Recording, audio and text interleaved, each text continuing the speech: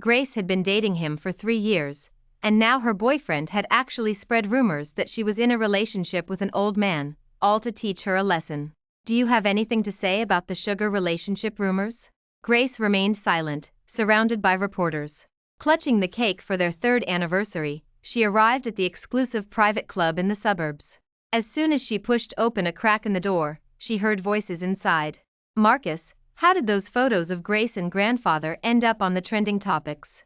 Across from him, Marcus, in a sharp, well-fitted suit, spoke with a low, languid voice. My little bird has been flying too high lately. Time to tighten the leash. Grace froze, a sharp pain piercing her heart. So it was the man beside her who had personally thrown this dirty water on her. Right, a mere-kept woman daring to throw a tantrum at you. Hearing this, Marcus smirked, saying carelessly, I've spoiled her for a few years, and now she has no idea of her place. I'm not marrying Chloe. Am I really expected to marry some common starlet? Grace took a deep breath and pushed the door open. Under everyone's stunned gaze, she raised the wine and drained it in one gulp. Since Marcus is getting married, I suppose I should know when to make a graceful exit. From now on, please excuse me. For a moment, everyone exchanged glances. Only, his face as dark as ink, suddenly stood up and walked toward her. Grace simply dropped the cake at his feet and stormed out, slamming the door. Back in her apartment, Grace's tears finally burst forth, soaking her pillowcase. She still remembered the countless fireworks Marcus had set off for her, promising them an eternity together. She remembered him taking her to Antarctica to see the aurora borealis, only for him to say it was less than a 10,000th as beautiful as her eyes. All their affection had ended last month. After seeing the news of his impending business alliance marriage, he had started a one-sided silent treatment with Marcus. Every time they had the silent treatment, she was the first to give in. This time, she wanted to hold out longer, but instead, she waited until the scandal involving her and grandfather broke. After all, it involved Marcus's family. She could only bring the cake, intending to apologize and reconcile with Marcus, but she happened to overhear the truth. It turned out Marcus had deliberately released the rumors, just to tighten the leash on her. Grace felt all her strength drain away, her mind a jumbled mess. The next day, a phone call brought her back from her daze. Even if you're a big star now, your professor reminds you that you still need to take your final exams. Grace stiffened and immediately scrambled out of bed. The exam hall entrance was crowded with classmates, but everyone was avoiding her as if she were a plague. Usually, when these people saw her, they'd practically swarm her, asking about the entertainment industry. Now that she had a scandal, everyone was eager to distance themselves. An inexpressible sadness welled up in Grace's heart. A girl with exquisite makeup but a somewhat stiff face walked over. Well, isn't it the 3rd-tier starlet who's hooked up with an old man? I heard your connections have taken a huge hit these past 2 days. Why are you back at school? Shouldn't you be rushing to get your old man to handle the rumors? Grace remembered that this was Tiffany, a classmate of hers. Tiffany had previously asked her to arrange a small role, and Grace, soft-hearted, had recommended her. But in the end, she didn't get the role because there were too many signs of plastic surgery on her face. Grace stared at the woman. Normally, she would have sharply told her to clean up her language. But now, a pang of pain struck Grace's heart, and she only felt a sense of irony. Taking a deep breath, she forced herself to momentarily push those thoughts aside and entered the exam hall. The academy was incredibly difficult to get into, and she wasn't willing to lose her degree. Over the past 2 years, she had balanced acting with hiring several tutors to help her catch up. This exam wasn't particularly difficult for her. However, a faint, intermittent pain in her abdomen made her the last to hand in her paper. Just as she exited the exam hall, a man in a suit stopped Grace. Miss, it's me. He removed his sunglasses, and Grace realized it was Robert, Marcus's driver. It had been a long time since she'd seen him. Ever since she and Marcus started dating, he had always picked her up himself. Aren't you worried about being photographed? At that time, Grace's bright eyes had looked at Marcus with expectation. He had held her, whispering softly, I'd be happy if we were photographed. Finally, I could be with you openly. Grace's heart clenched. Didn't that count as a relationship? She didn't want to dwell on it any longer, forcing herself not to reminisce. She followed him into the car. 2 in the back seat, Marcus rubbed his temples and opened his eyes. Anger still simmered beneath them, and his voice was cold as ice. What are you stirring up now? I was just joking. Joking? Grace closed her eyes, her voice trembling as she questioned him. Her mind was flooded with the malicious rumors, her classmates' cold stares, and his words. Marcus's jawline tensed, and he pressed his lips together, taking a long time before speaking. You started the silent treatment first, and I'm not good at placating people, you know that. Grace scoffed, a dense, subtle bitterness spreading through her heart. She had been by his side for 3 years. She had seen his decisive and ruthless actions, blacklisting those who bullied her, and getting the dean to personally handle her long leave of absence. Yet, she had never seen him humble himself. Even this 30-day silent treatment, he had only deigned to send one message. And she had rushed to bake a cake and seek reconciliate. Ion. She bit the side of her tongue, forcing herself to speak firmly. I know. How could Mr. Marcus possibly placate anyone? So you deliberately created the scandal, just so I'd come to you, seeking reconciliation and clarification. Marcus still felt a flicker of displeasure at that address. Grace used to call him brother. He grabbed Grace's hand. As long as you understand. I'm not going to dwell on this today, especially since it's our anniversary. She stared at Marcus, ignoring his tightly furrowed brow and condescending tone, and said coldly, Anniversary of what? I'm just a bird you kept. And we're over. At her words, Marcus's face instantly changed. He covered her mouth, a flicker of anger in his eyes. Don't let me hear those words again. I've been good enough to you. Grace closed her eyes. Their relationship had always been good. So good that he could take her home to meet his parents, yet he could also ruin her reputation with a single photo. Marcus saw that she hadn't spoken for a long time, and tears were still sliding down her cheeks. His heart suddenly throbbed, and a wave of unease washed over him. He released Grace, but she immediately turned to open the car door. This action completely enraged him. He pressed Grace against the car window and kissed her fiercely. It was a kiss filled with punishment. Grace pushed against his chest with her hands. A faint, animal-like whimper escaped her throat, enough to extinguish all the anger in his heart. He held Grace with a gentleness he himself hadn't noticed. Stop throwing tantrums. Here's $100 million check, and the script from your favorite director. Be a good girl, and the leading role will be yours. Grace closed her eyes, took a deep breath, and reached out to take the thin check. Marcus mused to himself, women were so easy to placate. He had already paid enough attention to Grace, more than any of his previous girlfriends. But an arranged marriage for family interests was his responsibility. He couldn't marry Grace just for his personal desires. His parents had also conceded that they wouldn't interfere with his private life after the marriage. Pondering this, he said softly, You're still special to me. Even when I'm married, I won't let you suffer. At the same time, there was a tearing sound.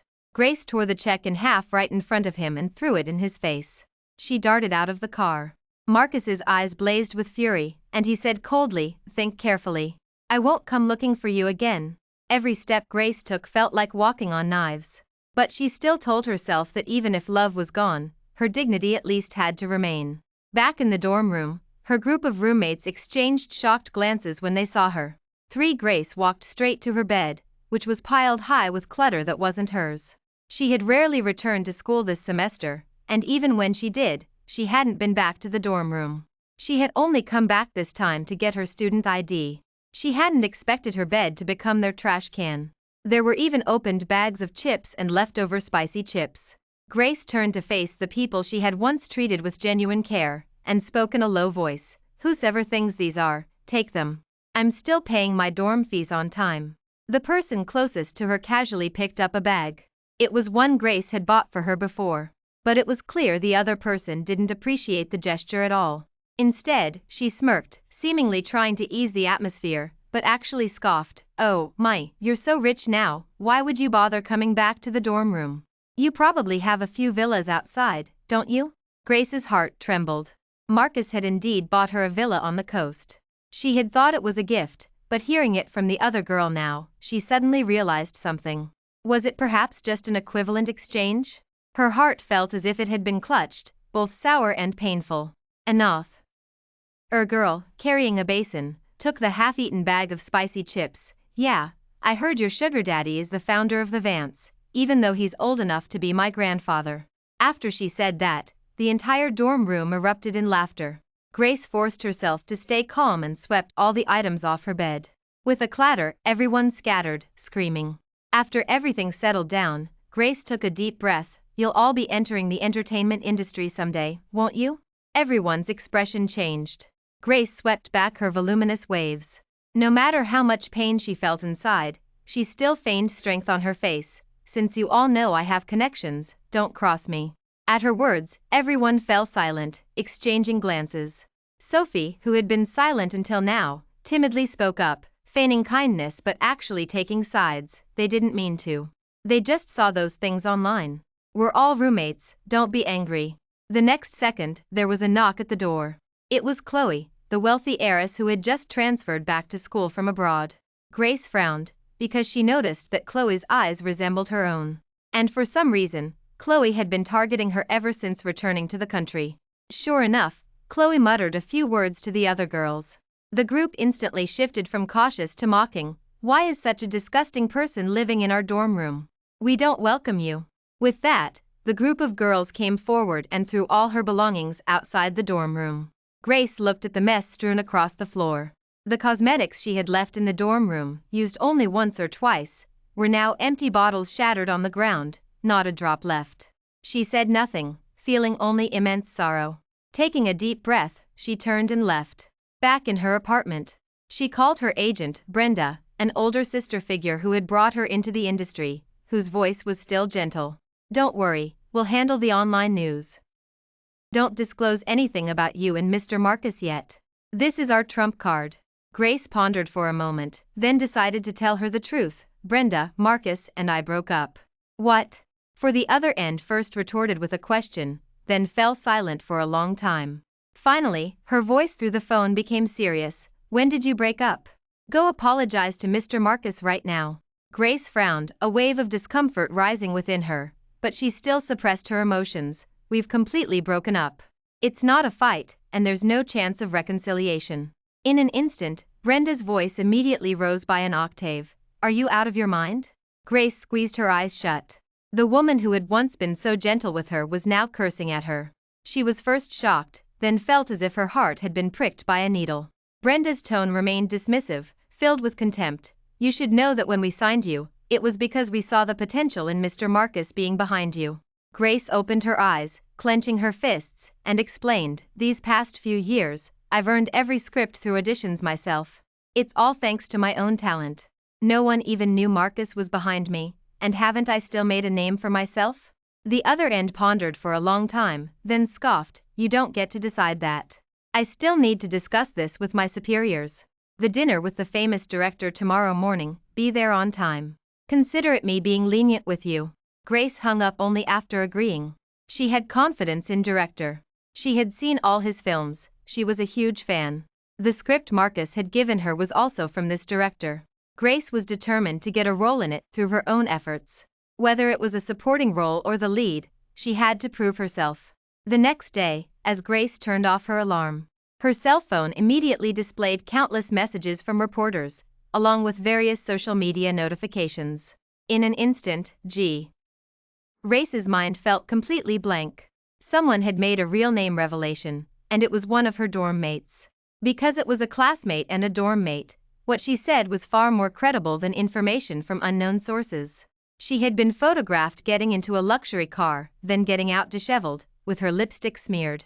Grace's classmate's real name, second tier again up a tycoon, thought relied on acting, turns it something. The images and malicious words from these trending topics were deeply seared into her mind. Since debuted, she had never experienced such widespread online harassment. Her social media private messages were overflowing. Every message cursed her and told her to die. Grace suddenly felt a continuous ringing in her ears. A strong wave of nausea rose from her stomach. Grace vomited until her vision blurred, until her throat was dry and burning. She desperately splashed cold water on her face, telling herself to sober up. But when she tried to log back into her social media platforms to clarify, she found the password had been changed. At some point, her tears had smeared all over her face, dripping onto her cell phone screen. Her hands wouldn't stop trembling either. She first called Brenda, but the voice on the other end was very cold. I changed the account password to prevent you from making impulsive statements. The company will handle it. You just go meet the director. If you can land this script, none of this will matter.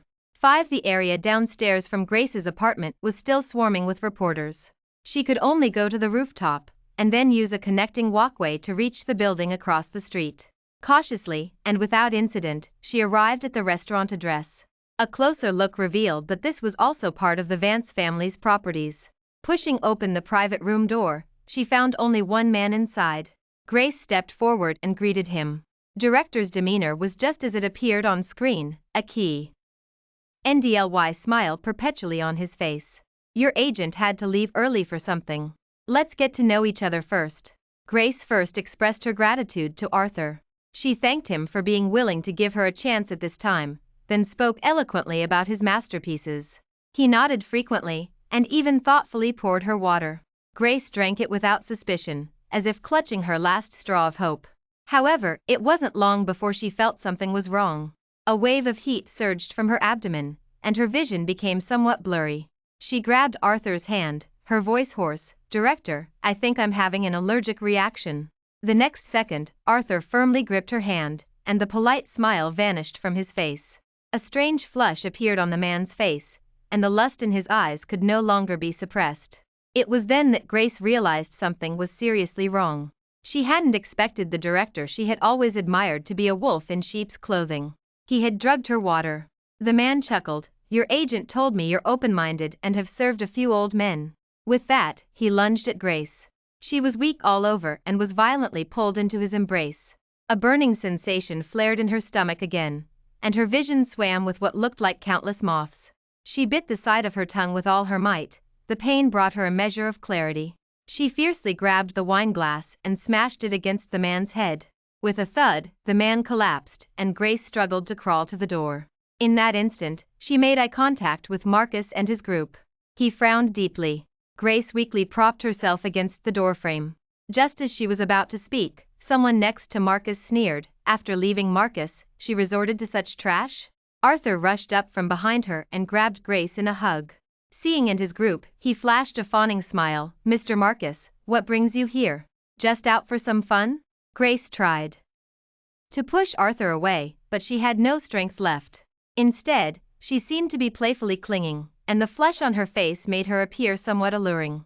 Marcus's gaze sharpened, and then he curled his lip into a cold smirk. No wonder you were so eager to distance yourself from me. Turns out you'd already found someone else to cling to.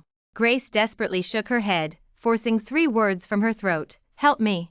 At the same time, Marcus. A female voice rang out beside Marcus. She linked her arm through Marcus's and peeked her head out. Don't interrupt their fun. Aren't you supposed to be celebrating my birthday with me? The pretty girl stood beside Marcus. They looked perfectly matched. Grace's heart instantly constricted. It was Chloe. She was the one Marcus had referred to as his arranged marriage partner. Grace felt as if all the strength had been drained from her body. She watched Marcus being pulled away by Chloe, without him looking back. She was also dragged back inside by Arthur. It was too late for everything. Grace felt as if she were dead, reaching her breaking point. In a daze, she used all her strength to pick up a shard from the floor and fiercely stabbed it into Arthur's neck. The man screamed, clutching his neck. Grace could no longer hold on and fainted. When she opened her eyes again, a tall, upright figure stood before her. If you're awake, stop pretending. It was Marcus. He frowned deeply, his normally meticulous appearance slightly disheveled. Grace didn't notice, and coughed twice. Marcus scoffed. When will your tactics become a little more clever? You actually had the hospital call me? Didn't you say we broke up? Couldn't wait that long? Grace then remembered that she hadn't changed her emergency contact information. What had happened before drifted through her mind again. She couldn't help but shiver all over, cold sweat ran down her back, and her lips trembled. Until pinched her chin. Could it be because Arthur didn't want you? Is that why you came back to me? Grace came to her senses, tears sliding from the corners of her eyes, and said hoarsely, in your eyes, am I the kind of person who would stop at nothing for a script? Marcus seemed to be frozen in place by that question, taking a long time to recover. Grace only felt that for 3 years, there had been boundless intimacy between them. But he had never truly known her. Marcus's mind still hadn't fully processed it. He had only seen her, at that moment, charmingly nestled in the arms of the director he had admired for years. He had subconsciously assumed she was there voluntarily. Before he could say anything, his phone rang.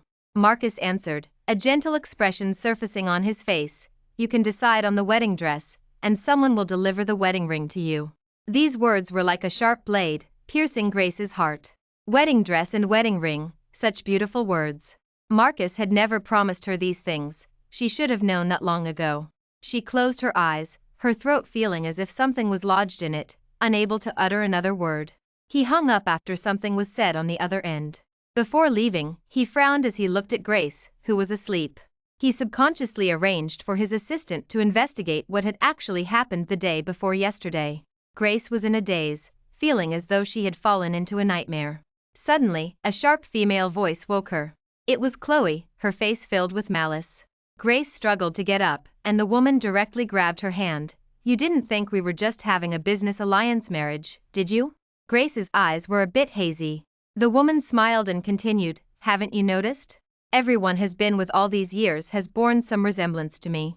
As her words landed, it felt as if a string snapped in Grace's mind. She only heard Chloe continue, Marcus and I were childhood sweethearts. If I hadn't gone abroad, he would have remained chaste for me.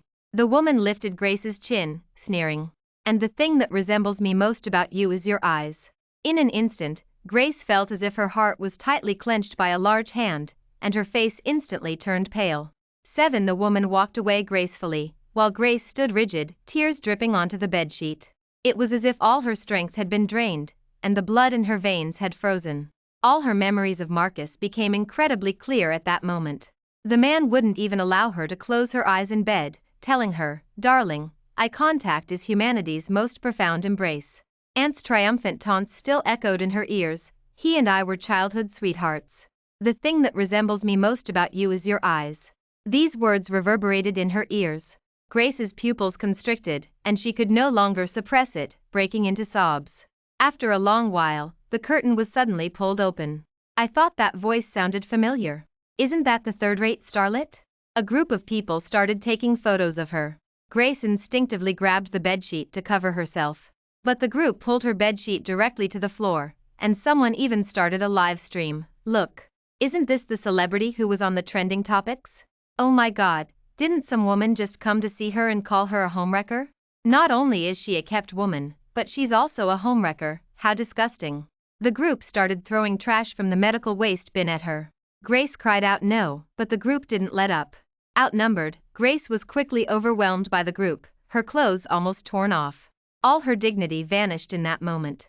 Countless camera flashes aimed at Grace, she couldn't escape, nor could she open her eyes. Her faint cries were drowned out by laughter, mockery, and insults. Grace had never met these people before, yet they seemed to hold an unquenching hatred for her. Amidst the clamor, Grace felt as if she was being dragged away by demons. She regretted it all, dignity, love, dreams, she regretted everything. Don't do this to her. It hurt so much, both her heart and her body. Just as she was almost suffocating, security finally arrived. They pulled the 4-needle from Grace's arm, only to see the bedsheet beneath her turn blood red. Grace's vision blurred. Doctors rushed her into the operating room, telling her, we couldn't save your baby. We did everything we could.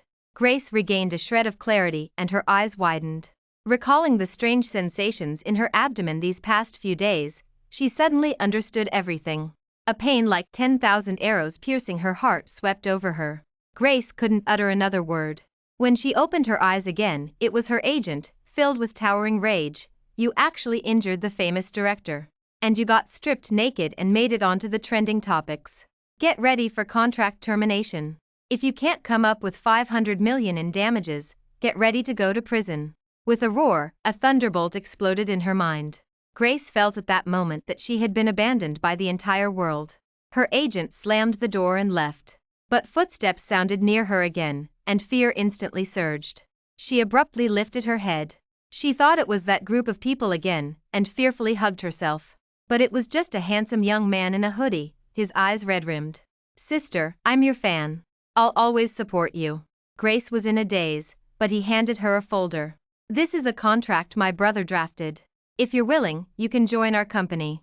For a moment, she touched the boy's hand. He swiftly took 2 steps back, his face flushed crimson. Clutching his chest, he gasped. Grace stared blankly at the terms written in black and white. And the words global in the Party A section. Her eyes widened instantly. That was the largest entertainment company in the world, responsible for countless Oscar winners. Grace looked up, intending to ask something, only to find the boy was already gone. She then looked at her scarred arms and hands, her mind in a haze, the boy's words echoing in her ears. I'll always support you. But it felt more like her own hallucination. Grace lay there for 2 days, barely eating or drinking. Her mind remained blank.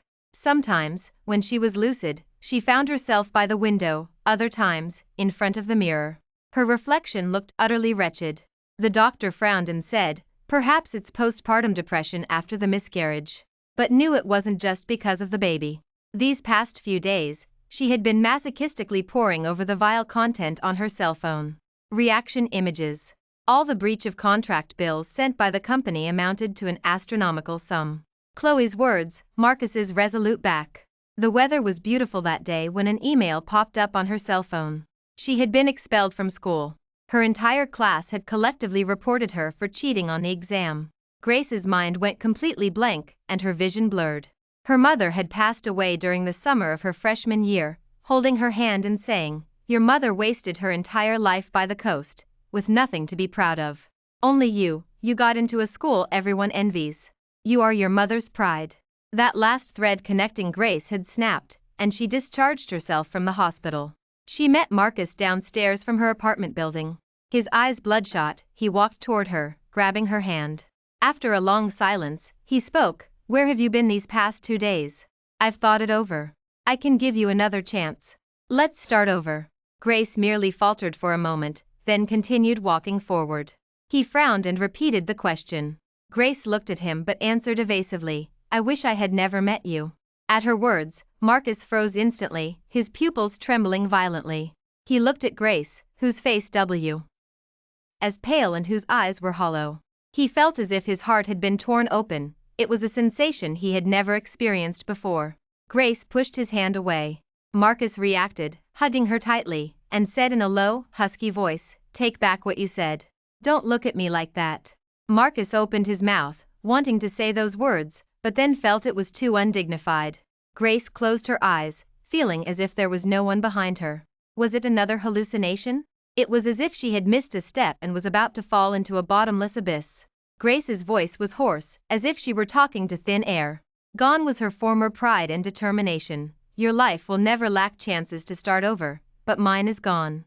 These words were like sharp swords, piercing Marcus's heart, leaving him stiff, at a loss, and even somewhat bewildered. Grace lowered her gaze and saw the diamond ring on Marcus's ring finger. Her eyelashes trembled, and only numbness remained in her heart. She pushed him away, saying in a near-pleading tone, let me go. Grace entered the elevator, which went straight to the 18th floor of the apartment building. Marcus was rooted to the spot, unable to move, in a daze, unable to say anything. Not until Grace's figure completely vanished did Marcus realize he had clutched his palms so tightly that they were bleeding. An ominous premonition reached its peak. He clenched his jaw and followed. He found that Grace hadn't even closed the door. Marcus thought of Grace's complexion and frowned tightly. He quickly walked inside, and his pupils constricted violently in an instant. Grace was stepping over the balcony railing. Grace, he shouted. She didn't turn back. Marcus strode forward, an unspeakable fear surging in his heart. He said tremblingly, don't take this too far. Come back. I'll forgive you one more time. But time seemed to freeze in that instant. The wind brushed against the hem of Grace's skirt, revealing her back, so fragile and thin.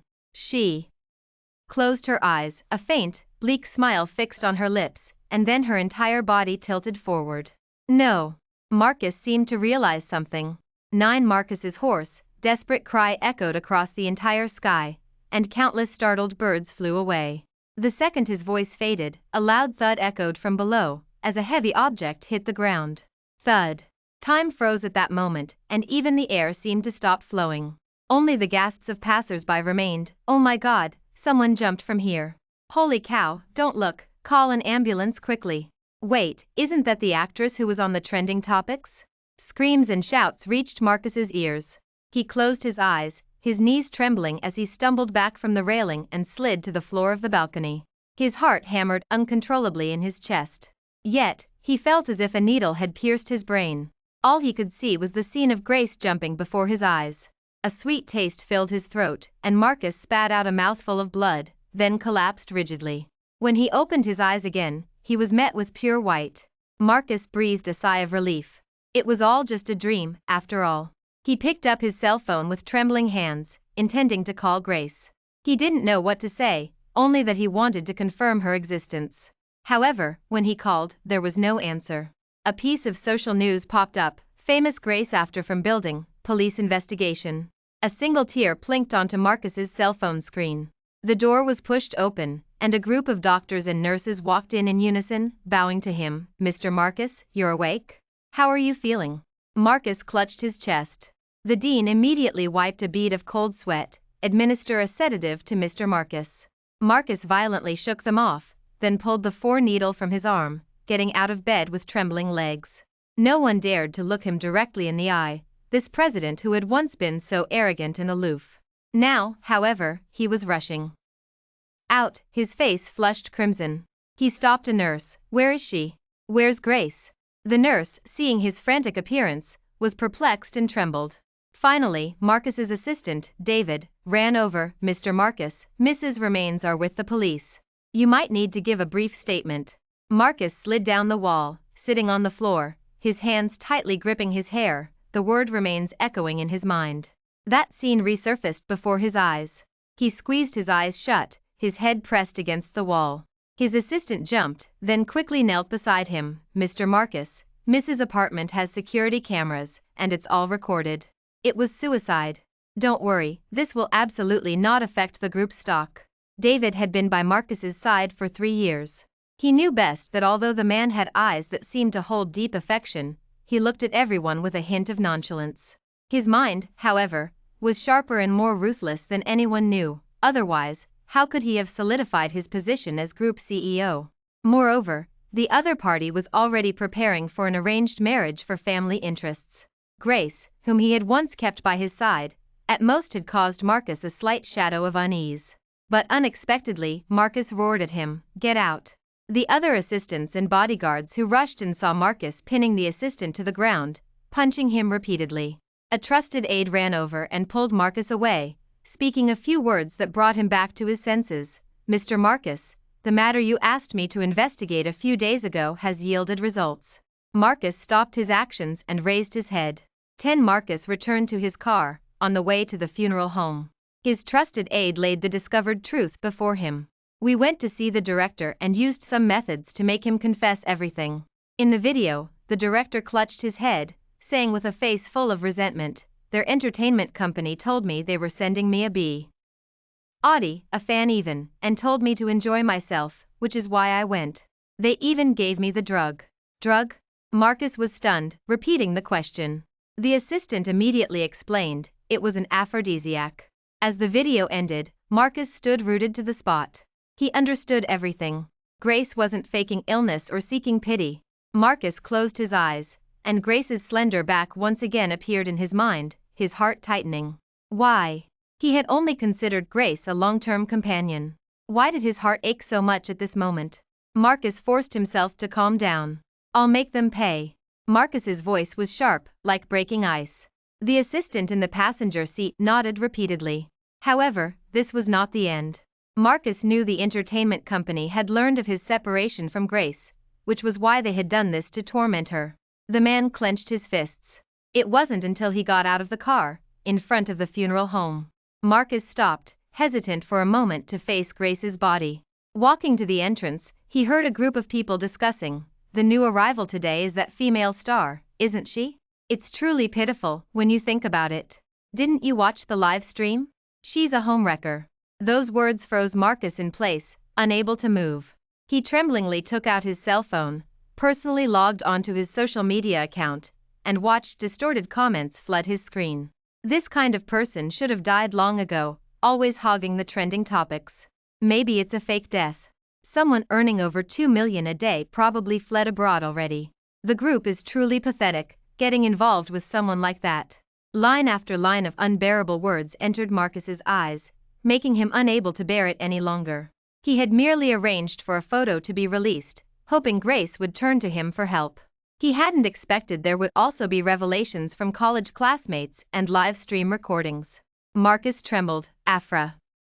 ID to open the videos.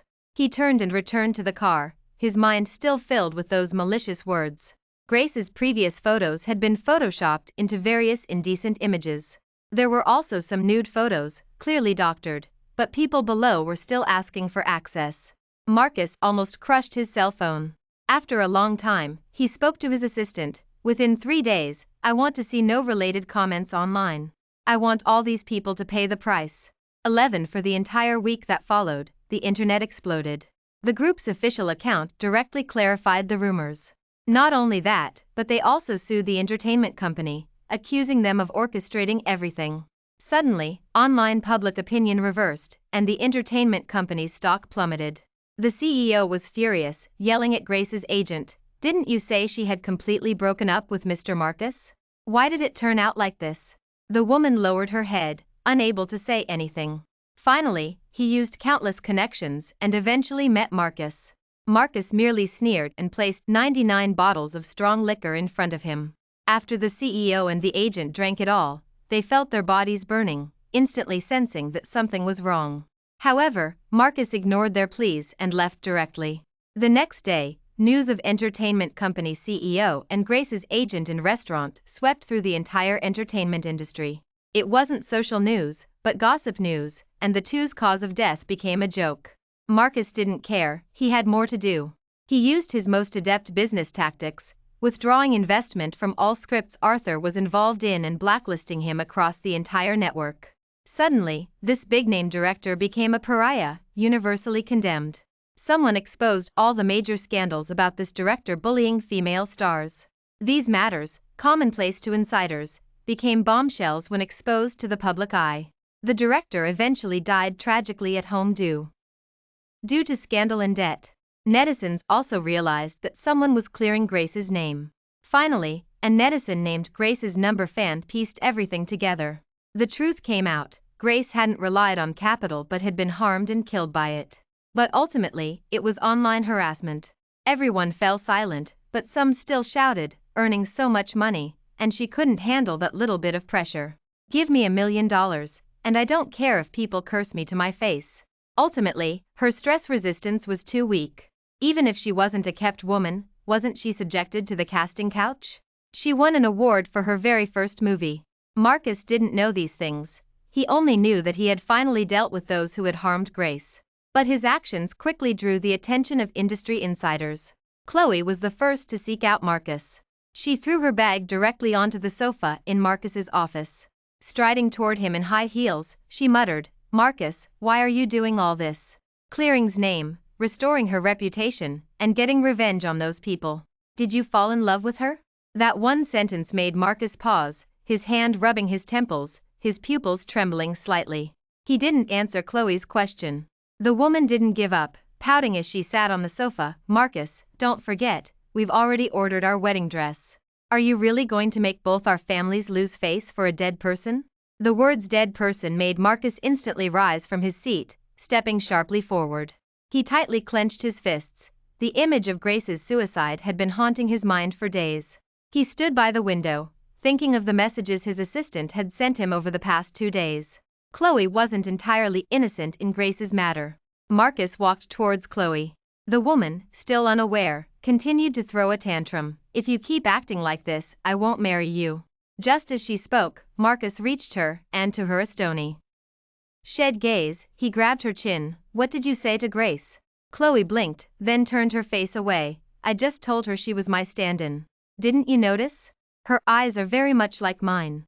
In an instant, Marcus released her hand, his eyes burning with furious rage. Chloe stood up and grabbed him. "Was I wrong?"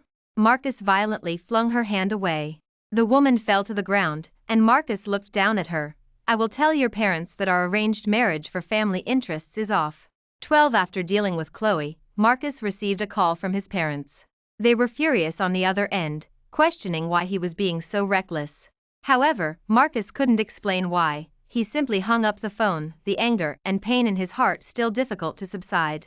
He noticed the ring on his right hand, feeling it was inexplicably an eyesore. Annoyed, he took it off and threw it into the trash can.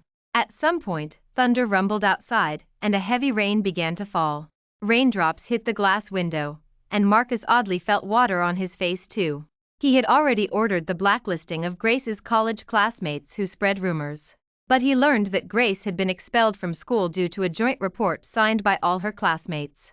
Watching the rain outside, he remembered the coast where they had met. Grace had spoken with such pride about her school. Marcus closed his eyes and slammed his hand against the glass window, no longer able to focus on work. Regret, it turned out, was such a tormenting emotion. Even missing out on a billion-dollar deal had never felt this unbearable. Marcus couldn't describe his inner state. He felt his heart was like the sky outside, damp and sticky, making him feel as though his throat was being constantly squeezed.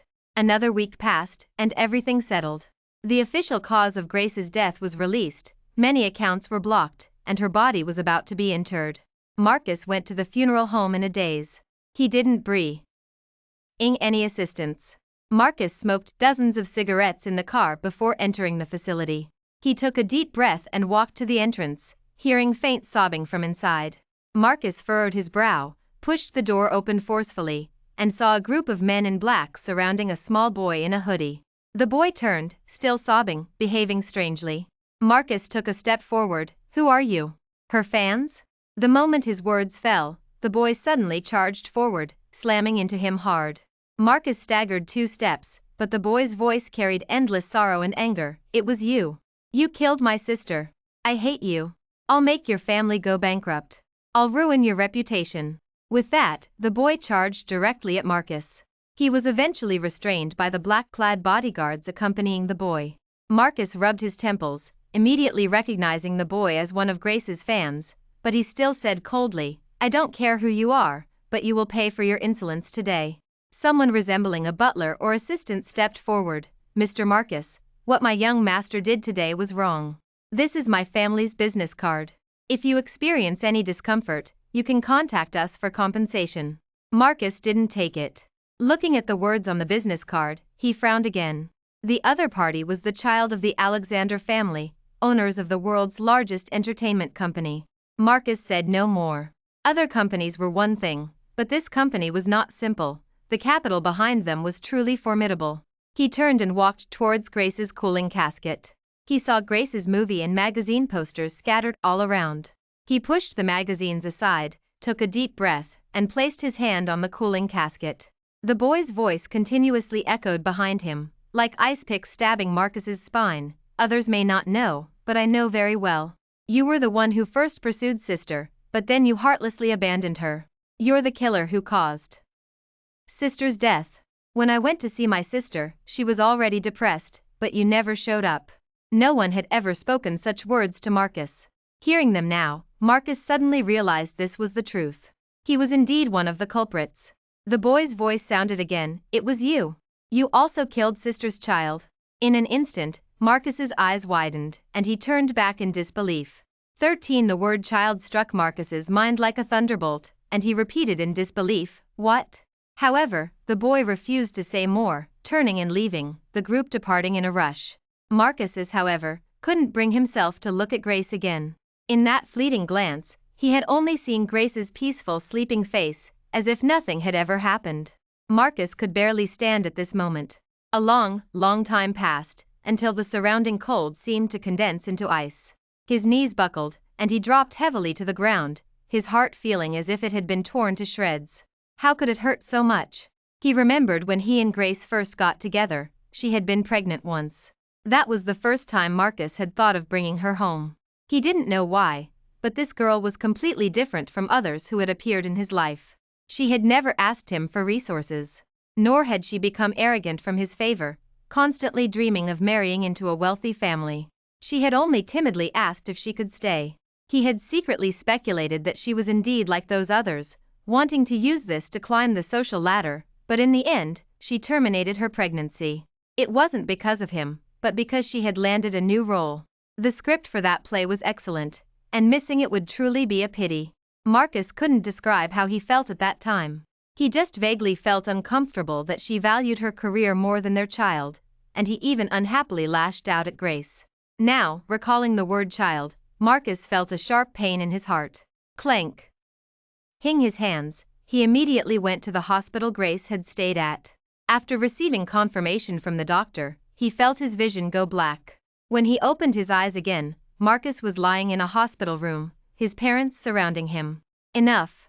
You've been reckless for so long, and we've never stopped you, but now look at the state you've gotten yourself into. The doctor explained that Marcus had fainted due to days of worry and exhaustion. But at this moment, Marcus's mind was filled only with Grace and the child she carried. The boy's words echoed in his mind, pricking his heart like needles. It was you. You personally killed Grace, causing her to jump from the building. Marcus lay in a daze on the hospital bed for several days, barely managing group affairs. His parents hired a therapist for him.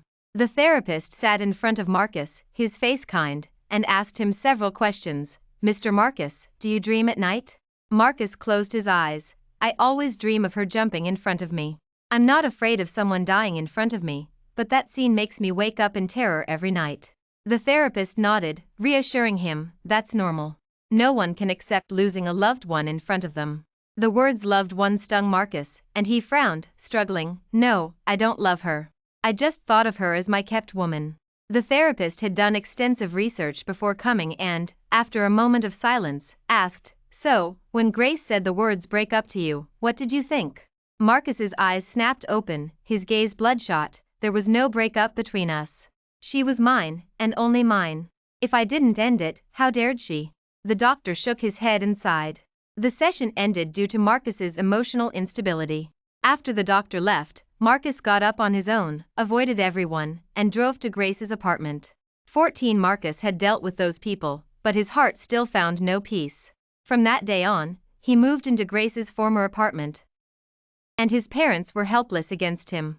The once arrogant and proud man was now unshaven and secluded. The therapist visited multiple times, concluding that he was ill. Marcus heard nothing they said. He couldn't close his eyes anywhere but in Grace's apartment. Whenever he did, all he saw was the scene of Grace's death. Only by lying on the bed Grace used to sleep on could he find a moment of peace. The bedding still carried the scent of Grace's usual perfume, and he buried his face in it. But soon, the sheets were soaked with tears. For a full month, the online storm had passed, and no one remembered the star who had taken her own life. Only, like a madman, tortured himself. Her scent was gone from the bed. Marcus took all the clothes out of the closet, surrounding himself with them like a young bird building a nest. Marcus's parents had tried to forcibly remove their son, but never succeeded. Marcus felt as if he was completely engulfed in a vortex caused by Grace. Sometimes in the middle of the night, he would hear her asking, "Why did you do this to me? Why didn't you save me?" Marcus had never thought of himself as such a fragile person, but now he truly regretted it. He tried to forget everything, numbing himself with alcohol, but it had no effect. He ran his hand over every trace in the room Grace had lived in. When he opened the safe, Marcus froze. Inside were not treasures, but all the gifts he had given her over the years. No matter their value, they were all neatly arranged. Another safe contained CDs and films of Grace's movies and TV shows. Marcus, like a madman, took them all out and played them repeatedly. At this moment, he was even grateful that Grace had been an actress. The starlet he had once disdained now allowed him to remember her through these images. When he watched these movies for the 7th time, Marcus finally cried, sobbing uncontrollably. He suddenly realized that he had fallen in love with Grace. He also realized every word the therapist had told him all these days. You cannot accept losing your loved one, and even less can you accept that you harmed your loved one. I suggest you seek deeper treatment. After all, the dead cannot be brought back to life. Marcus clutched his heart, gazing at the full moon outside the window. For the first time, the thought of "it's okay to just go to Grace" crossed his mind. He opened Grace's first movie. Grace was very raw back then, and her acting wasn't great. But it was when she was most authentically herself, and her little gestures were exactly like when they were dating. Grace would get angry, and when she was angry, she would subtly pout her lower lip. She would frown and call him, "Marcus, I don't like this." He seemed to only now remember that Grace was just a student who hadn't even graduated yet, and he hadn't protected her well. The movie ended, and Marcus, with bloodshot eyes, returned to the bedroom and opened the drawer. His accumulated sleeping pills from the past few days were there. He curled up in Grace's clothes once more, swallowing all the pills. It was too painful, life without Grace was too painful. He was going to find her. 15 When she opened her eyes again, Grace stared at the cameras filling the room, stunned. From afar, a loud shout echoed, cut, followed by a chorus of cheers. It's a wrap, it's a wrap. Mizzen, you worked hard. The movie is going to be a huge hit. A group of people shoved flowers into Grace's arms. Her expression remained bewildered, and a storm brewed in her mind. Hadn't she jumped from a building? Memories flooded back like a tide, and pain once again swept over Grace. No one noticed her abnormality. Everyone was packing up equipment, and the director was still reviewing the recent footage. She stood for a long time before Brenda's voice suddenly rang in her ear. Grace, why are you spacing out? Filming's wrapped, let's go back to the hotel to rest. The voice was gentle as water, yet Grace's skin crawled, her hair standing on end. She covered her mouth and ran to the bathroom, vomiting uncontrollably. Brenda's calls came from outside the door. Are you okay? Why are you suddenly throwing up? Grace frantically waved her hand, signaling her to wait outside. After recovering, she remained in a daze. She had been reborn on their 3rd anniversary. Grace smiled, and as she smiled, tears streamed down her face. Was this a gift from heaven, seeing how pathetic she was? She could hardly believe it, her heart pounding. Did this mean everything had a chance to start over? But those vicious words once again flooded her mind. Various hands tearing at her body, betrayal from those around her, Marcus's departure. Grace tightly closed her eyes. Later, reporters would come to ask her about the rumors of the past 2 days. How could she start over? Grace asked herself. To go forward meant the entertainment company's exorbitant termination fee, to retreat meant an bottomless abyss. She felt pain all over, and her heart felt as if it were tightly squeezed by a large hand. Until the voice from behind her sounded again. You're not pregnant, are you, Grace? In an instant, she opened her eyes. Right, the child. She stroked her lower abdomen and took a deep breath. No, it's just been too much going on these past 2 days. Brenda pinched her nose and took 2 steps back. Well, that too. Why don't you skip tonight's wrap party and go talk to Mr. Marcus instead? Grace didn't answer Brenda, but returned to the hotel. She lay on the bed, looking at the cake she had already prepared on the table. If she went to Marcus, she would only receive a torrent of abuse. The man was going to marry someone else, and she would truly become a homewrecker, someone who interfered in another's marriage. But the child. She touched her belly, and tears dripped onto her pillowcase. She had terminated a pregnancy before, at a time when her career was on the rise, coupled with Marcus's hesitant expression. Grace terminated the pregnancy. The doctor had told her then, your body is not in good condition. After this, it might be difficult for you to get pregnant. Grace thought she wouldn't develop any special feelings for the child, so she terminated it. But after terminating it, she had nightmares for several weeks. Grace wiped away her tears, sat up, and looked at the 2 addresses Brenda had texted her on her cell phone. One was the private room where Marcus was, and the other was the wrap party venue. This wrap party might have a big investor coming. You should really consider it. Grace took a deep breath and replied, I'll go to the wrap party. This time, she would rewrite her destiny. 16 Do you have any comments on the sugar relationship? As she left the hotel, a swarm of reporters surrounded Grace. But this time, Grace didn't remain silent. Instead, she took a deep breath and removed her sunglasses. Facing so many cameras, her heart was filled with fear and nausea, but she didn't want to regret again. Her voice was soft, yet firm and powerful. I have not engaged in such behavior, and the photos simply depict a normal family gathering. After she spoke, she disregarded everyone's shocked expressions and their increasingly frantic questions. With the help of bodyguards and her assistant, she got into the commercial van. All the way, her agent, Brenda, frowned, expressing her dissatisfaction with Grace's actions. Why did you respond? Didn't I tell you the company would handle it? And if you respond like this, what if you anger Mr. Marcus? After all, that's his grandfather. How can your relationship be made public without his permission? Grace turned her face to look at the rapidly passing trees outside, answering very softly, that's his business. Brenda exclaimed, what? Grace didn't reply again. They had arrived. Brenda continued to lecture her all the way. I can overlook what just happened, but a very important person will be here lat. I heard they're a huge investor, you understand what I mean, right? she said, then noticed Grace's attire, and couldn't help but say, "Can't you dress up properly? For such an important occasion, you're wearing a hoodie? Didn't I prepare a dress for you?" Grace stopped and looked at her, her eyes as cold as ice, making Brenda freeze for a moment.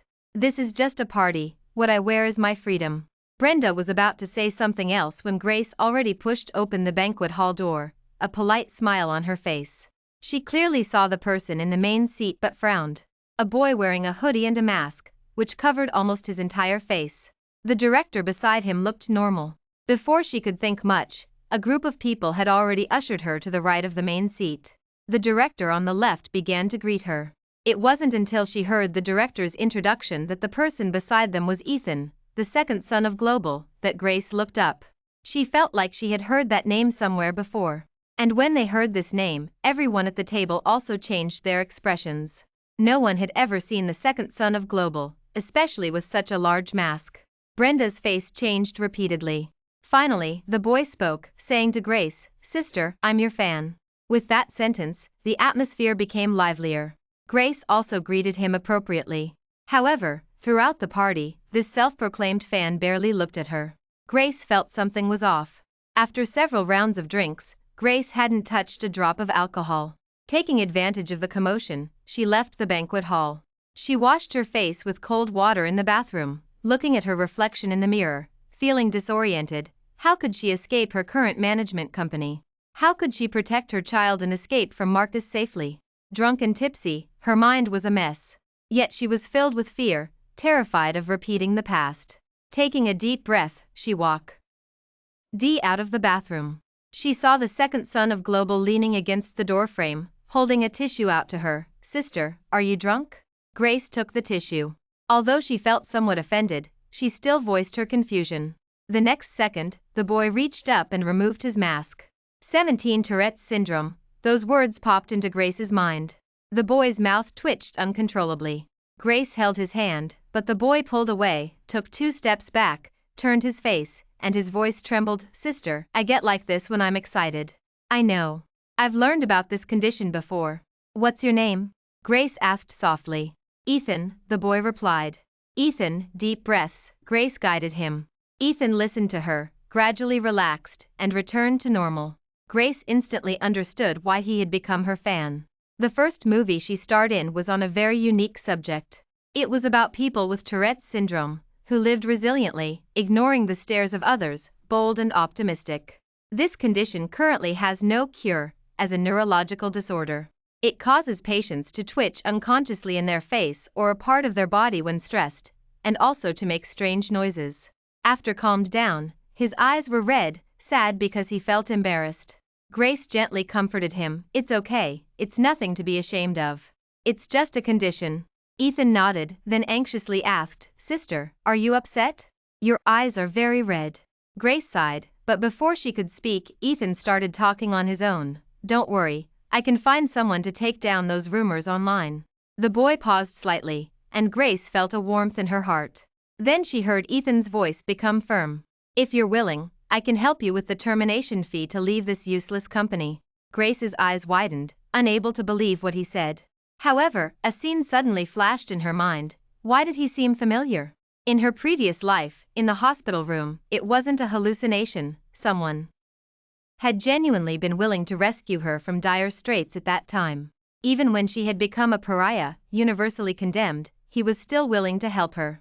Thinking of this, Grace's eyes reddened again, but Ethan misunderstood.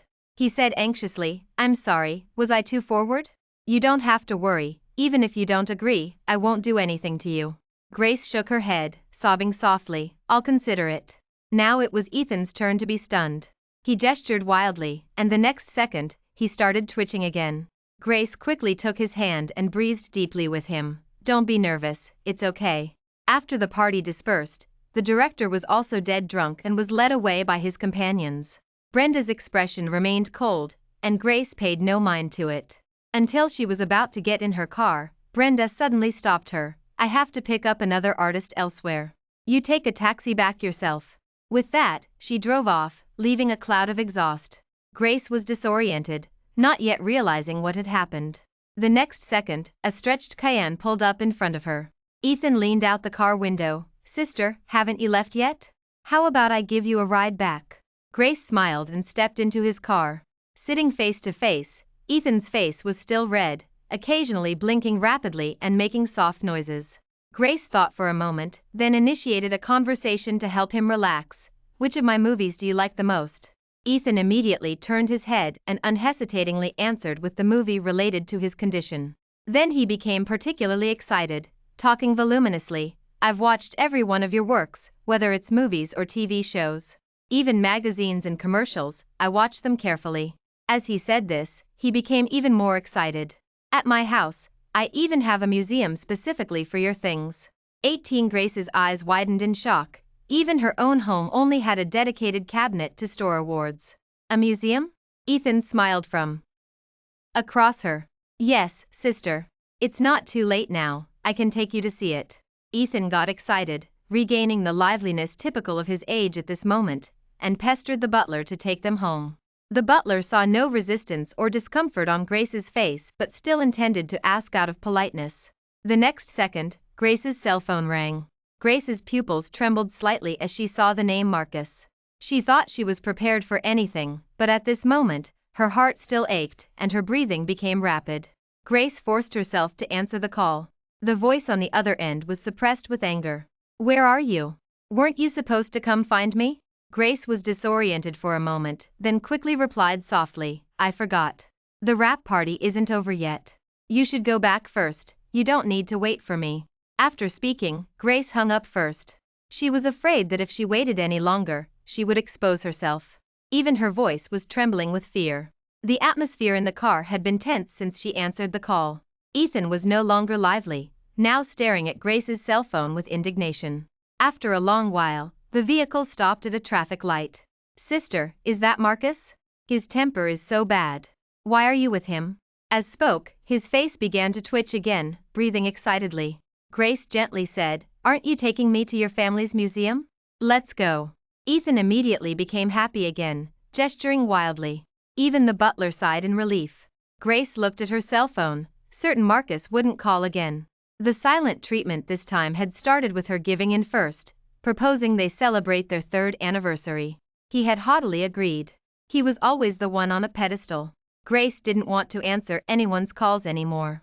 Getting out of the car, Grace's mouth parted slightly. She never expected Ethan's house to be so close to the Vance family estate. It felt like they weren't particularly far apart. She could even glimpse the lights of the Vance estate. Ethan, however, hadn't noticed. Sister, hurry, follow me. Watching the group of people bowing their heads and calling out welcomes to the young master returning home, Grace was somewhat stunned, even starting to regret it. Why had she impulsively followed a fan home? He pulled her forward, and Grace took a deep breath. Ethan, are your parents home? Shouldn't I greet them first? Grace regretted speaking immediately. In truth, she wasn't prepared to meet such important figures. Ethan's voice buzzed with excitement. They're not here. This is my brother's territory. Grace's right eye twitched. The boy had already pulled her into the house and pressed her onto a sofa. Sister, wait for me. I'll get the keys. Grace accepted the water offered by the butler. The next second, she heard his voice, filled with relief. The young master hasn't smiled like that in a long time. 19 Grace lightly coughed twice. Ethan had already jogged over, pulling her hand around several turns. Only then did Grace realize this was no ordinary villa. Almost half a mountain belonged to Ethan's family. Where she had been sitting earlier felt more like a resting spot for guests. And the museum was indeed as Ethan had described, filled entirely with her merchandise. In an instant, Grace saw many things she didn't even remember. Some magazines she had no recollection of. There were also things she remembered being limited editions, yet here there were so many. Grace looked at everything from her first film to this current script. Every step she had taken was displayed so directly before her, and she felt a sense of unreality. She lightly brushed over a photo from her first award, as the boy beside her chattered, describing the scene at the time. The image surfaced in Grace's mind, and her heart stirred. Her original aspiration along the way, her mother's pride. In that moment, Grace made peace with her past. She closed her eyes. She told herself that everything had been hard won, and since she had been reborn, she should start over properly. When she opened her eyes again, Ethan was looking at her worriedly. Sister, what's wrong? Grace shook her head, then seemed to remember something and asked, oh, right, how do you know Marcus? Ethan averted his face, his cheeks slightly flushed. I know everything about you, sister.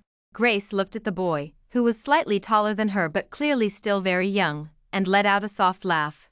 She had always thought that since she only acted and didn't participate in variety shows or other public appearances, she wouldn't have many fans.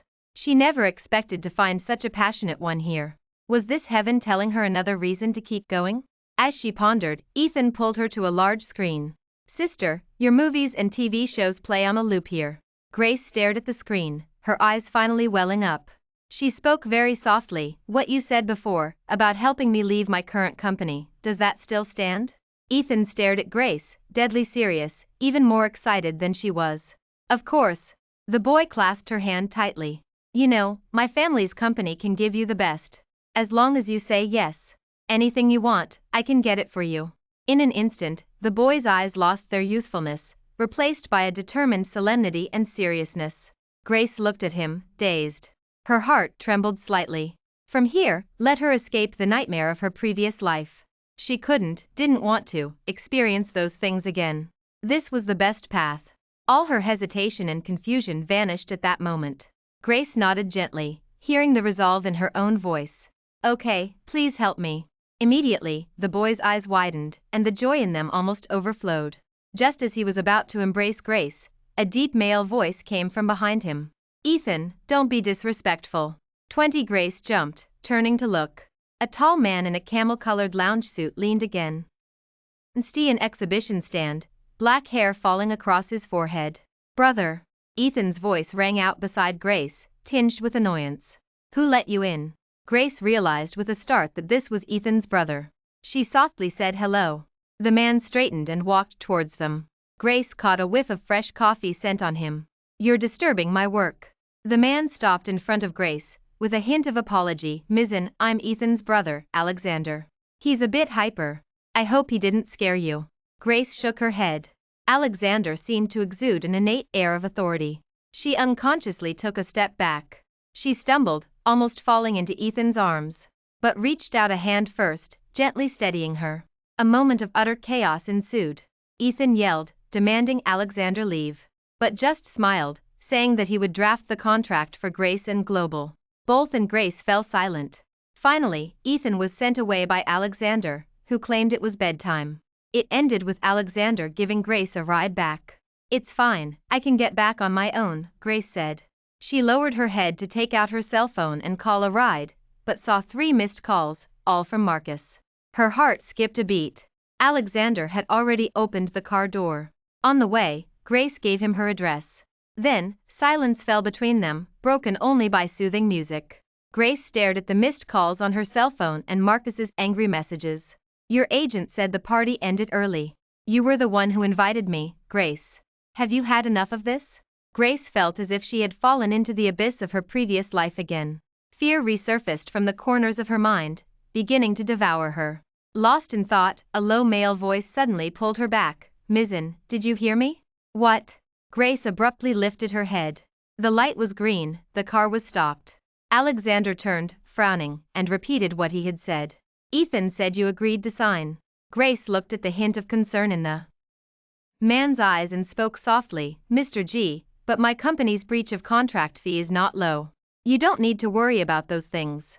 I just want to confirm you're doing this voluntarily. Grace let out a soft laugh.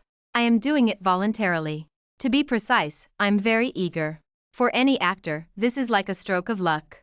Alexander smiled and began to tell Grace what the company could offer her. Grace's panic and fear greatly subsided, and she saw true hope. Until she got out of the car, Alexander spoke earnestly. Your profile was initially forced upon the company by Ethan, but I personally have a lot of faith in you too. I look forward to you joining us. Grace vaguely shook the man's hand, then suddenly spoke. There's one more thing I absolutely must tell you. She was still standing under the street lamp, dazed, long after he left. Taking a deep breath, Grace told herself that everything was about to restart. She took out her cell phone and sent a message to Marcus. Let's talk. Then, she received a friend request. It was Alexander. They had just exchanged contact information. Looking at his profile picture, Grace blinked. A cartoon character, and it was pink. She recalled the Alexander of moments ago, tall, well-defined features, deep-set eyes. Grace chuckled softly. The next second, her phone suddenly rang. 21 Marcus's voice was filled with anger. Where exactly are you? Grace gave him the address and waited quietly under the street lamp. Not long after, a sports car pulled up in front of her. Marcus got out, his brows tightly furrowed, and grabbed Grace's hand. You're not answering calls, not replying to messages. What exactly do you want? Under the street lamp, Marcus's face was as handsome as it had been in her previous life. His tone, too, echoed the past, a ruthless quality that brooked no questioning or refusal. Grace took a deep breath and spoke very softly, Marcus, let's just end this. She couldn't even bring herself to say the words break up. After all, in Marcus's eyes, she was just a kept woman, a companion, someone expendable. Grace controlled her tone, trying to make herself sound delicate. She wouldn't blindly offend Marcus again. The photos of me and grandfather were leaked by someone, but it wasn't me. Grace averted her face, reaching out to pull Marcus's hand away. But I also don't have the face to stay by your side anymore. The man in front of her impatiently furrowed his brow. Is that all it is? He seemed to let out a sigh of relief, lifting his chin smugly. As long as you're obedient, I'll take care of all of it. Grace sighed softly. It's not just that. Marcus, you're getting married. I won't be anyone's homewrecker. Grace looked up, tears welling in her eyes. Marcus suddenly felt his heart prick, a mix of tingling and numbness. His tone unconsciously softened. That's all arranged by our parents. Didn't I tell you, you're the only one in my heart? Grace remembered Chloe's words about being a substitute and shook her head. She stared at Marcus, making up her mind, using retreat as a means of advance. Then will you marry me in the future? Marcus frowned. Grace smiled. If we can't get married, then let's end it here. Marcus still wanted to say something, but Grace didn't give him the chance, turning and walking away. Marcus wouldn't marry her, and he would be furious that she, presumptuously, was the first to bring up marriage. Grace returned to her apartment and cleared out everything related to Marcus. After a busy night, it was already late, but she couldn't sleep on her pillow. Her mind was filled with everything from her past life. Grace desperately took deep breaths, finally calming down after a long while. She took out a pen and paper and started writing things down. Since heaven had given her a second chance, and new help, she should seize it properly. At this moment, Grace began to plan. The next day, Grace went to school on time, made it to her first exam, and ran to her roommate, Tiffany. I heard your resources have been plummeting these past 2 days. Why are you back at school? Shouldn't you be rushing your sugar daddy to handle the scandal? Grace looked at her coldly. Spreading rumors carries legal responsibility. I will sue those people. You'd best keep your mouth shut, or I won't let you off either. Tiffany froze, taking a step back. Grace pushed past her and entered the exam hall. After 2 exams, she ran into Marcus's driver again. But this time, she didn't get into the car with him. Instead, she turned and went back to her dorm room. Marcus's calls kept coming, but Grace decisively rejected them, quickly replying, "We're over." He was still displeased but lacked the fury of being publicly rejected. Only arrogance remained. For a haughty CEO worth hundreds of billions to condescend this much for her was his absolute bottom line. Just as she expected, Marcus coldly replied, "Fine, I won't contact you again." 22 Grace looked at the message and chuckled softly. She had already overcome the first hurdle. No matter how difficult things got now, she had to keep going. At the dorm room door, Grace deliberately paused, listening to the commotion inside. Do you think it's okay for us to use Grace's cosmetics? What could possibly happen? If we don't use them, they'll just expire. Besides, she has a sugar daddy now. Does she still care about this? Grace took a deep breath, pushed the door open, and interrupted them.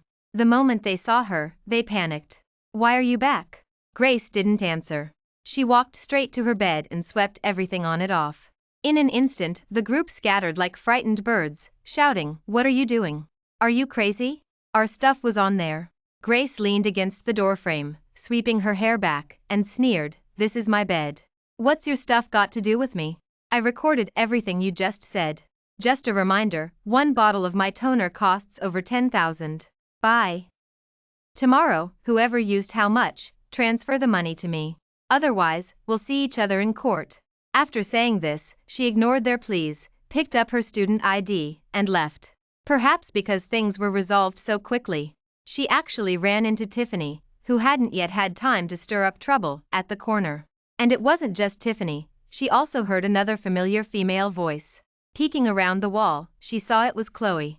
Chloe was holding a check and saying to Tiffany, "If you pull this off, you'll not only get money, but I'll also consider letting you act in director's film." Tiffany, across from Chloe, was bowing and thanking her profusely. When Arthur was mentioned by Chloe, a chill ran down Grace's spine.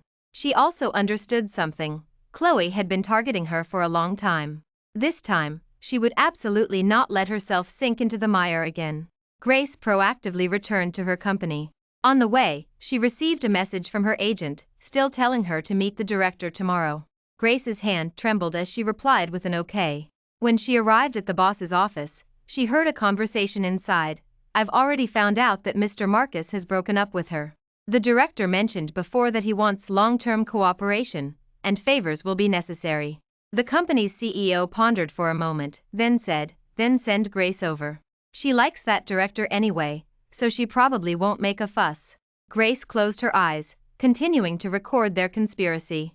Only when they had revealed a string of sordid secrets about the entertainment industry did Grace press the stop button on the recording. If she was going to restart, she needed a spark. Grace found the actresses who had been harmed by Arthur. She painstakingly persuaded them to fight back with her, saying she had evidence. Someone replied to her, "What good is just an audio recording? Without photos, without videos, no one will believe you." Grace closed her eyes. She had to save herself. She knew that escaping would never allow everything to start over. Only by dealing with everyone who had hurt her could she truly restart. The next day, Grace saw Tiffany's defamation against her online. She took a deep breath, forced herself to calm down, and in turn, released the video of Tiffany and Chloe. Suddenly, the online gossip changed direction. 23 The video clearly showed Tiffany and Chloe's conspiracy, coupled with Grace's previous open clarification of the scandal. Some people began to speculate whether she had a family connection with the Vance family. Discussions about her identity erupted. But others praised Grace's bold counterattack and began to rally to her side. However, Grace didn't care about any of this. She would no longer listen to her agent's words. This time, she changed her account password first. Brenda called, expressing dissatisfaction with her actions, and finally demanded that she stop speaking without authorization and go meet the director first. Grace said nothing, hanging up the phone. Reporters again surrounded her apartment entrance. "Miss, Tiffany says you're slinging mud. Did you two have a previous feud? Did you bully Tiffany? Tiffany claims she did this because you bullied her. What's your take?" Grace smiled and said, "I once recommended her for a role, but she was rejected by the director for personal reasons. Perhaps she holds a grudge because of that." Grace spoke the truth without hesitation. Few in the entertainment industry dared to be so direct. Reporters frantically took photos, and Grace had already slipped away in the chaos. Arriving at the agreed-upon address, Grace took a deep breath. Yesterday, she had secretly installed security cameras in the house. This time, she would absolutely not let Arthur off. Arthur, as before, was a wolf in sheep's clothing, pretending to admire her, but secretly putting something in her drink. All of this was precisely captured by the cameras, but it wasn't in. Oof. Grace bit her lower lip and took the water Arthur handed her. After a while, Arthur's hand reached for her. Grace screamed, "What are you doing?" The next second, Arthur unreservedly said, "Just give in to me, and you'll get plenty of benefits later. Haven't you already served a few people? You should be used to it. Your company personally gave me this drug. Are you saying you didn't know? What a joke." Grace clutched her chest and retreated. Arthur lunged at her, his hand reaching out. He no longer resembled the gentle, refined director seen in public. Only a disgusting beast remained. Grace retreated to the door and heard a commotion outside. This time, she didn't go out. She wouldn't give herself any chance to ask Marcus for help again. Nor would she allow Marcus to mock her. Only when Arthur's hand reached out to touch her, and she had captured strong evidence, did she pick up the glass in her hand and smash it violently against Arthur's head. Even though Grace was thoroughly prepared, Arthur was even more cautious, insisting on watching her drink a little water before making his move. So now, after Arthur fell to the ground, Grace felt a burning heat throughout her body. She pushed Arthur aside and ran out. The area had been cleared out long ago. There wasn't a single server in sight. Grace trembled, trying to pick up her cell phone to call 911, when a figure appeared in front of her. She looked up and it was Alexander. The man's face was full of worry, and he swept her into his arms, his voice filled with suppressed fury. "This was your plan you told me about? I really shouldn't have let you come alone." In the man's embrace, Grace inexplicably felt a sense of security and finally passed out. In her mind, she replayed the day she confessed her pregnancy to Alexander. Facing the man's deep gaze, Grace knew that as an actress, what she was doing carried risks. So she promised, "I'll handle the company matters, ensuring you don't pay a single penny in breach of contract fees. I'll even boost my own popularity further. In short, I won't let you lose money." The man frowned. Grace was very nervous, but in the end, he agreed. She hadn't revealed her plan, and she never expected to be caught like this. When she opened her eyes again, everything was stark white. 24 Grace sat up, an 4 drip in her arm. But this time, she wasn't in a chaotic, shared hospital ward. Her eyes were met with luxurious decorations. Alexander pushed the door open. Seeing her awake, a small smile appeared on his face. Behind him, a group of directors and doctors followed, telling Grace, "The baby is stable, but you still need to watch your emotional state and be careful with your medication." Grace nodded, and they withdrew. Grace didn't know why, but seeing Alexander, she instinctively began to apologize. "I'm sorry, but this is all I could do. I have the video now, and I'll release it immediately." Alexander poured her a cup of hot water, sat beside her, and looked at her. "Leave the rest to me, okay?" Grace looked at him, her pupils trembling slightly. If he'd said that, she could understand it as a fan's passionate impulse. But was just a businessman. Why was he helping her so much? If she couldn't demonstrate her value, why would Alexander sign her? No one at Global was ordinary, yet Alexander avoided her gaze, sighing, "Don't make life too hard for yourself. Global signed you because you have the talent. My help isn't just because of my brother either. Actually, there's something I'd like you to help me with." Grace stared at him, bewildered, and then heard the man lower his voice. "Grandfather is pressing hard. I don't want an arranged marriage for family interests, and I hope you can help me out." With that, he handed her a fake marriage agreement. Grace furrowed her brows. "Why me?" Alexander rubbed his temples. "Because of Ethan. Grandfather is very fond of you. Only you can make him drop the idea of finding someone for me." Grace didn't answer, and Alexander didn't press her. But from that day on, Alexander became her personal bodyguard and caregiver. Not only did he visit her daily, but even without her explicit consent, he perfectly handled the Arthur situation. Those videos weren't used as the primary means to bring Arthur down. Alexander collected other evidence, released it online, and even took him to court. He even helped Grace terminate her contract, freeing her from any further worries. This matter was resolved with ease in Alexander's hands. Grace looked at the fresh flowers replaced daily by her bedside, and Alexander's back as he peeled an apple for her, and finally nodded. The day she was discharged from the hospital was also Alexander's engagement party. On the way, Grace watched the storm brewing online on her cell phone. Everyone was cursing her former entertainment company, calling them vampires, saying they used such dirty tactics to persecute actresses, and Arthur was universally blacklisted online. Online public opinion began to pity her. The public sentiment, completely opposite to her previous life, made Grace's eyes slightly red. She didn't want to care about these things, but she truly couldn't ignore the voices around her. Alexander sat opposite her, noticed her distress, and held her hand. Grace looked at Ethan beside her, who yelled, "Sister, are you really going to help my brother do something like this? He's not a good person at all." "Shut up," Alexander snapped coldly. Ethan, however, snorted and took Grace's arm. "Sister, why don't you marry me instead? When I grow up, I'll definitely be more powerful than my brother." Grace looked at Ethan's serious face and smiled. Alexander, meanwhile, pushed Ethan away and squeezed in beside Grace. Throughout the journey, Grace's mood significantly improved due to the playful bickering between the two brothers, Ethan and Alexander. Those storms had all subsided, but now she was embarking on another unknown path. Was it the right one? She didn't know. 25 Grace, in a luxurious gown, walked into the banquet hall, arm in arm with Alexander.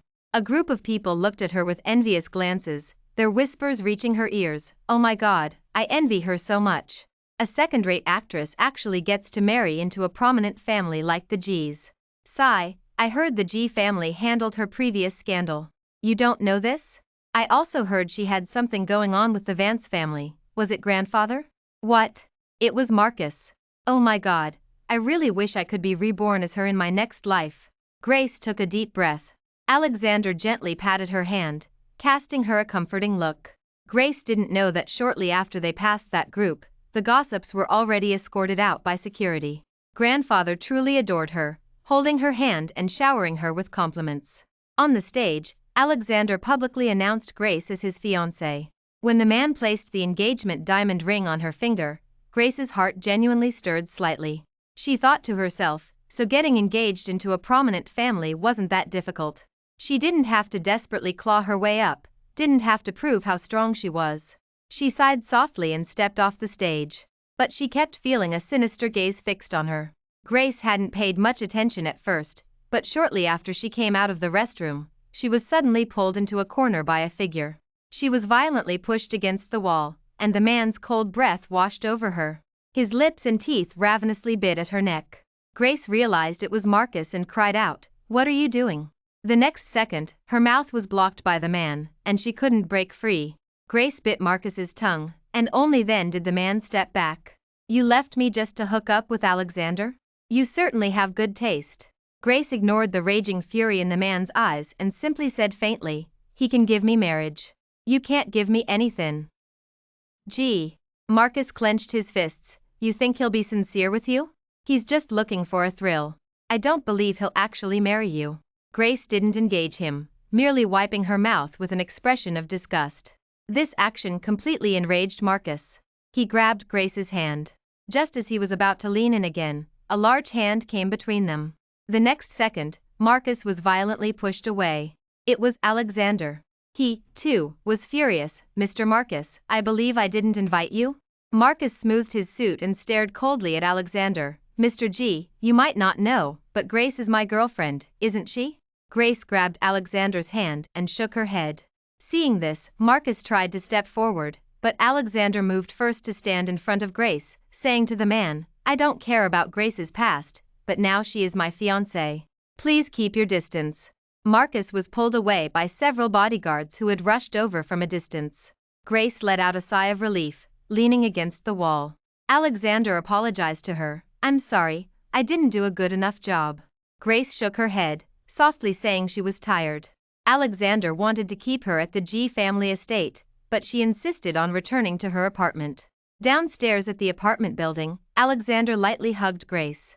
Grace, on an impulse, hugged him back. He always helped her in times of danger. She knew, in fact, that the reason Alexander wanted to get engaged to her so quickly was also to give her unborn child a legitimate name. Her heart swelled with infinite gratitude, but she didn't notice the man's entire body stiffening. After left, Grace slowly returned to her apartment. But the moment she opened the door, she sensed something was wrong. Someone had been there. The next second, a rag was clamped over Grace's mouth from behind. 26 Grace regained consciousness, finding herself hanging over a cliff. Below were turbulent waves and sharp reefs, her heart pounding wildly in her chest. Who kidnapped her? Looking up, she saw a woman. It was Chloe. Chloe's face was cold as she shouted at her, "You already have Alexander, and you're still tangled up with Marcus? Why did you expose me online? Do you know how many people are insulting me?" The woman laughed maniacally, while the black-clad bodyguards beside her remained expressionless. Grace was drenched in cold sweat, but her mind was racing, thinking, what she had endured in her previous life was far more than this, wasn't it? If hadn't instigated Tiffany to unleash online harassment on her, she wouldn't have been cornered by those people at the hospital. But at this moment, Grace looked directly at her, crying, "Marcus and I have already broken up. He's going to marry you. There's no need to ruin your future over one life." Chloe burst into laughter upon hearing this. "You think killing you will land me in jail? How naive. No one will know you're dead." Grace struggled, staring at the crazed Chloe, a surge of fear welling up inside her. Was she going to die here? Heaven had clearly given her a chance, letting her have everything, letting her start over. And her child, she still wanted to give birth to her child healthily. To let him have a bright future, not like herself, born into a single-parent family, dependent on her mother's hard labor by the coast. Tears streamed down Grace's face. Chloe laughed even more maniacally. Now you know how to regret it? Just then, a loud shout came from behind Chloe. Let her go. A disheveled man ran towards them. It was Marcus. Grace was stunned. She never expected it to be him, nor did she imagine Marcus looking so wretched. Marcus was followed by a group of people. Chloe panicked. How are you here? As was almost upon them, Chloe screamed, Stop. Or I'll kill Grace right now. Marcus stood still, staring fixedly at Chloe, his voice like a demon crawling out of hell. If anything happens to her, I won't let you go, and I won't let the Sia family go. A tear slipped from Chloe's eye, and she laughed maniacally. Brother, we grew up together. Now, for this woman, you'd throw me to my death like this? Marcus's face was cold. I'll give you one chance. Tell your people to untie the rope. Chloe, however, laughed loudly. What if I don't? The moment her words fell, there was a bang. Chloe fell to the ground, blood gushing from a bullet hole in her forehead. Everyone was stunned. No one expected Marcus to actually kill her. Grace was in a daze. Just as the group relaxed their guard, a woman suddenly darted out from among the black-clad figures. It was Tiffany. She snatched the control button from Chloe's hand and pressed it. In an instant, Marcus's eyes widened, and Grace was about to plummet. Grace!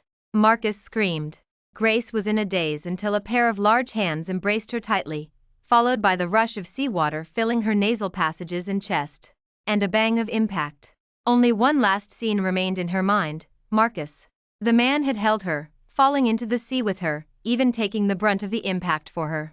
27 Grace opened her eyes again, feeling disoriented. The dull ache in her abdomen instantly brought her back to reality. The doctor's brows were tightly furrowed as he offered apologies and spoke of having done their best. Tears streamed down Grace's face, and she clutched the bedsheet, sobbing. Outside the ward, Alexander stepped forward, took her hand, and said remorsefully, I arrived too late. It took several days for Grace to emerge somewhat from the shadow of losing her child. She was finally able to sit up and talk to Alexander. She also learned that if Alexander hadn't jumped into the sea to rescue her that day, disregarding his own safety, she might have died without a trace. At this point, even if Grace had been any more naive, she understood Alexander's feelings. Alexander hired the world's top medical team to help Grace recuperate.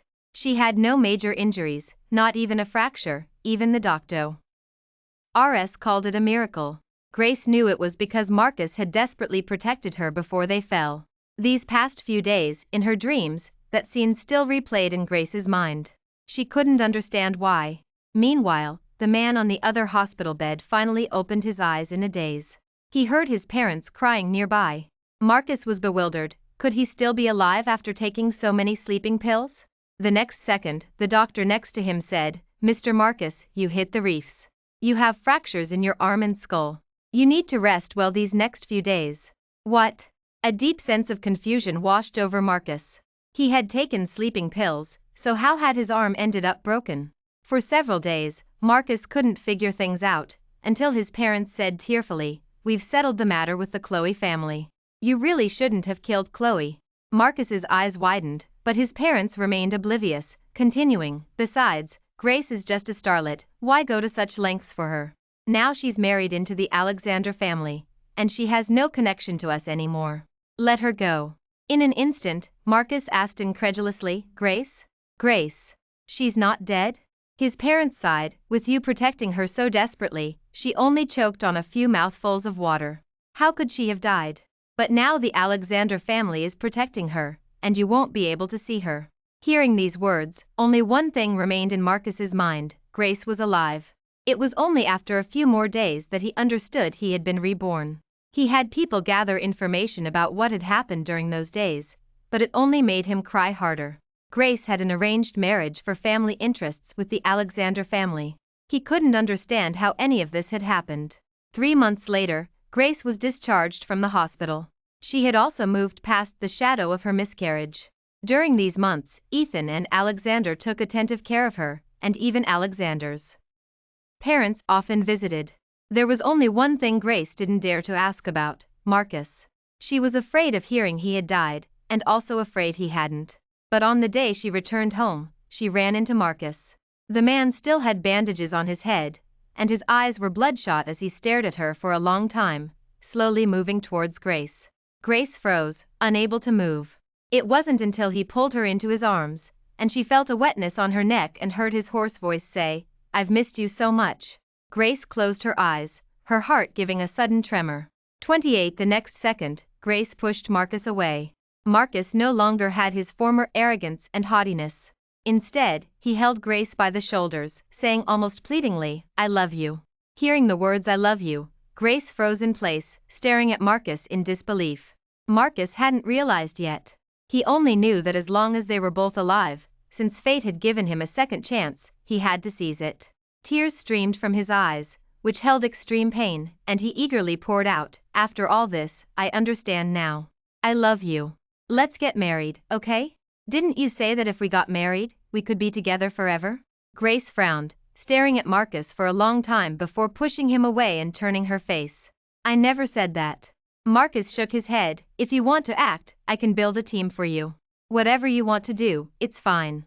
Grace closed her eyes, thinking of the child she had lost, and said softly, "No, I don't want to see you ever again." Marcus was rooted to the spot. A loud shout rang out from behind them. It was Alexander.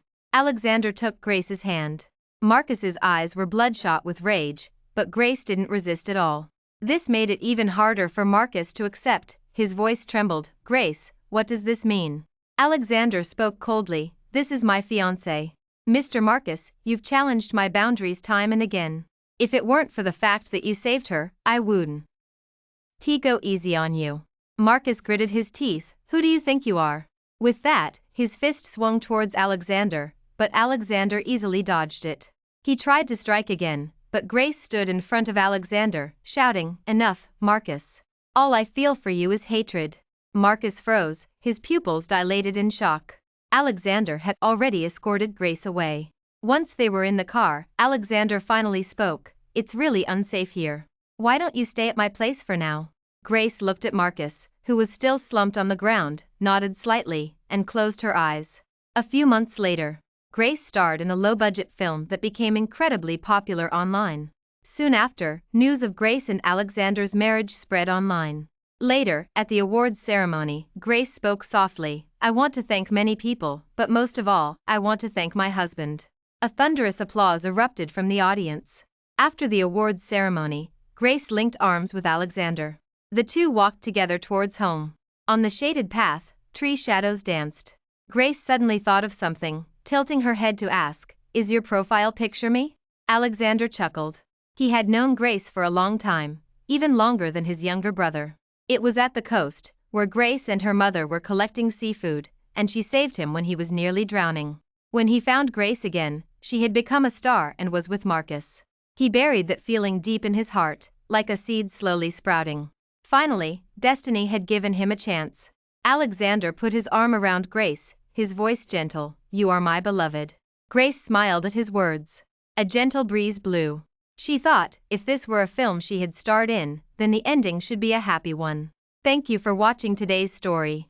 If you enjoyed this video, please like and share it with your friends. We look forward to hearing your thoughts in the comments section. Please share your views, and don't forget to subscribe to our channel for more exciting stories. See you next time.